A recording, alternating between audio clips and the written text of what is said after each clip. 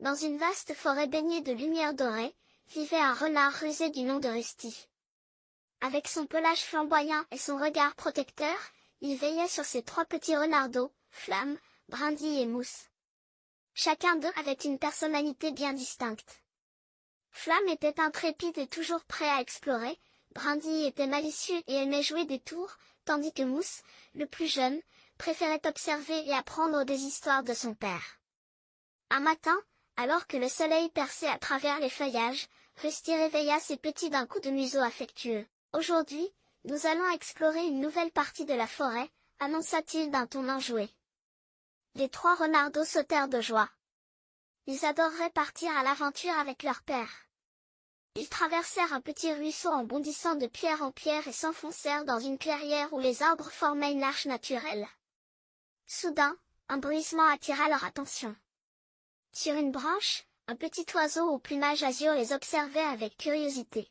« Bonjour, je suis Plume, le merle bleu », se présenta l'oiseau d'une voix chantante. « Bonjour, Plume. Que fais-tu là-haut » demanda Mousse avec émerveillement. « J'observe la forêt et j'ai entendu parler d'un endroit mystérieux que personne n'a exploré depuis longtemps. Voulez-vous m'aider à le retrouver ?» Excités par cette nouvelle quête, Rusty et ses petits acceptèrent sans hésitation. Plume les guida à travers les sous-bois, passant entre les fougères et sautant par-dessus des troncs renversés. Finalement, ils atteignirent une étrange colline recouverte de mousse et de racines torsadées. « C'est ici » déclara Plume. « On raconte que derrière cette colline se cache un passage secret. » Intrigués, les renardeaux se mirent à gratter la mousse. Petit à petit, une ouverture apparut sous une souche d'arbre creuse. Avec prudence, Rusty s'engagea en premier. Derrière le passage se trouvait une magnifique clairière cachée, où des fleurs luminescentes scintillaient sous l'ombre des chênes centenaires. « C'est magique !» souffla Brindille, émerveillée. Dans cette clairière enchantée, des papillons aux ailes dorées virevoltaient doucement, et un ruisseau étincelait comme une rivière de cristal. Rusty et ses petits s'approchèrent avec fascination.